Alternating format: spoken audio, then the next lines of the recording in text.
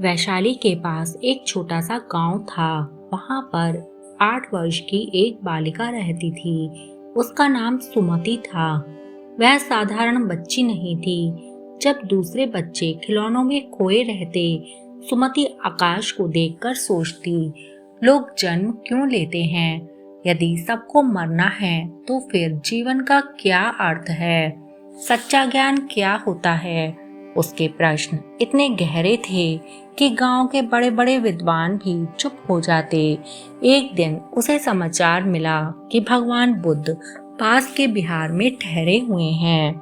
हजारों लोग उनके दर्शन के लिए आ रहे हैं। सुमति के मन में इच्छा हुई, मैं भी बुद्ध से प्रश्न पूछूंगी। अगली सुबह वह अकेली ही विहार की ओर चल पड़ी। जब वह पहुंची तो सैकड़ों भिक्षु बैठे थे। एक छोटी सी बालिका को देखकर वह मुस्कुराए। उन्हें लगा यह बच्ची यहाँ क्या करने आई है, लेकिन बुद्ध ने उसे देखते ही अपने पास बुला लिया। उन्होंने कहा, आओ सुमति।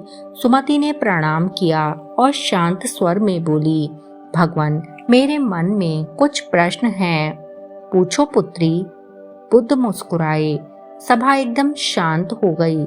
फिर सुमति ने अपना पहला प्रश्न पूछा। वह बोली, भगवान, संसार में सबसे सुंदर वस्तु क्या है? सभी लोग सोचने लगे। बुद्ध शायद फूल, चंद्रमा या प्रकृति का नाम लेंगे, लेकिन बुद्ध बोले, सबसे सुंदर वस्तु निर्मल मन है, क्योंकि सुंदर चेहरा समय के साथ बदल जाता है, लेकिन निर्मल मन संसार को प्रकाश देता है। सभा मौन हो गई। सुमति ने दूसरा प्रश्न पूछा, गुरुवर, सबसे बड़ा धन क्या है? बुद्ध बोले, संतोष। जिसके पास संतोष है वह निर्धन होकर भी धनी है, और जिसके पास संतोष नहीं वह राजा होकर भी गरीब है। सुमति बोली, भगवान, मेरा तीसरा प्रश्न यह है कि सबसे बड़ा शत्रु कौन है? बुद्ध ने उत्तर दिया, क्रोध। क्रोध सबसे पहले उसी को जलाता है जिसके भीतर वह पैदा होता है। भिक्षु सिर हिलाने लगे। सबसे बड़ा मित्र कौन है? सुमति ने अगला प्रश्न पूछा। बुद्ध बोले, सद्बुद्धि। जब पूरी दुनिया साथ छोड़ दे तब भी सद्बुद्धि तुम्हें सही राह दिखाती है। अब सुमति बोली, गुरुदेव, मेरा पांचवा प्रश्न है कि मनुष्य को सबसे अधिक किससे डरना चाहिए? बुद्ध ने कहा, अपने अज्ञान से, क्योंकि अज्ञान ही हमारे सभी दुखों का मूल कारण है। सुमति बोली, गुरुवर, यदि सब कुछ नश्वर है तो फिर प्रयास क्यों करें? यह प्रश्न सुनकर कई शिष्य चौंक गए। बुद्ध मुस्कुराए। उन्होंने कहा, क्योंकि नश्वरता ही प्रयास का कारण है। यदि समय सीमित है तो प्रत्येक क्षण मूल्यवान है। सभा में गहरा मौन छा गया। अब सुमति ने सातवां प्रश्न पूछा, सच्ची विजय किसे कहते हैं? बुद्ध बोले, दूसरों को हराना विजय नहीं है, अपने क्रोध, लोभ और अहंकार को जीतना ही सच्ची विजय है। सुमति ने आठवां प्रश्न पूछा, सबसे कठिन कार्य क्या है? बुद्ध ने उत्तर दिया, स्वयं को पहचानना। बुद्ध बोले, दुनिया को जानना आसान है, लेकिन अपने मन को जानना कठिन है।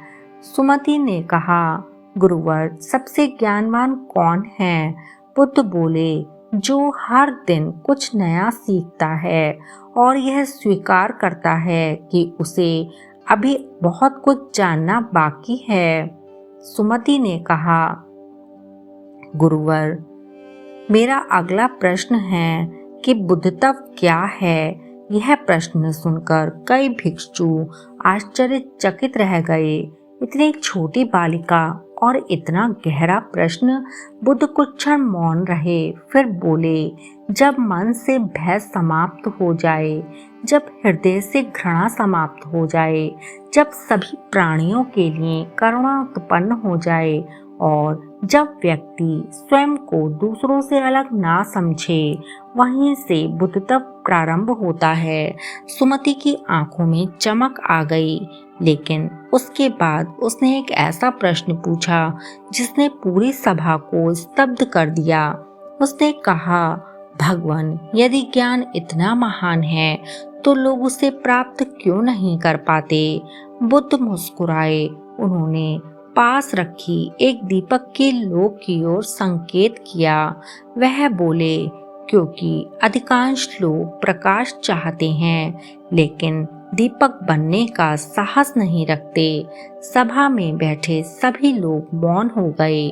यह उत्तर केवल सुमति के लिए नहीं था, यह उन सभी के लिए था जो जीवन में परिवर्तन चाहते हैं लेकिन प्रयास नहीं करना चाहते। उस दिन के बाद सुमति कई घंटों रोज बुद्ध की बातें सुनती रही। रोज वह संध्या होने पर ही वहां से जाती। एक दिन बुद्ध ने उसे बुलाया और कहा, सुमति, तुम्हारे प्रश्न असाधारण थे, लेकिन याद रखो, प्रश्न पूछना महान है, पर उनके उत्तरों को जीवन में उतारना उससे भी ज्यादा महान है। सुमति ने सिर झुका लिया। उस दिन के बाद से उसका जीवन बदल गया।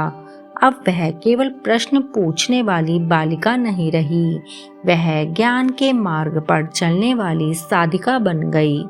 वर्षों बाद लोग उसे केवल उसके उत्तरों के लिए नहीं, बल्कि उसके जीवन के लिए याद करने लगे, क्योंकि उसने बुद्ध की एक बात कभी नहीं भुलाई, ज्ञान का मूल्य शब्दों में नहीं, जीवन में दिखाई देता है।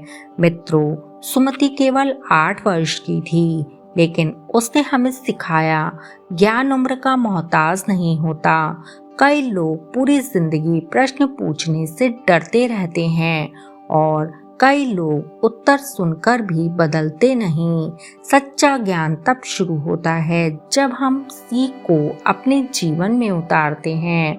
मित्रों, याद रखिए, सुंदर चेहरा नहीं, सुंदर मन सबसे बड़ा सौंदर्य है। धन नहीं, संतोष सबसे बड़ी संपत्ति है और दूसरों को नहीं, स्वयं को जीतना सबसे बड़ी विजय है। मित्रों, अगर यह कहानी आपको पसंद आई हो और आप भी ज्ञान के मार्ग पर चलना चाहते हो तो कमेंट में अवश्य लिखें नमो बुद्धाय और हमारे चैनल को सब्सक्राइब करना ना भूलें, क्योंकि अगली कहानी आपके जीवन को देखने का नजरिया बदल सकती है। धन्यवाद।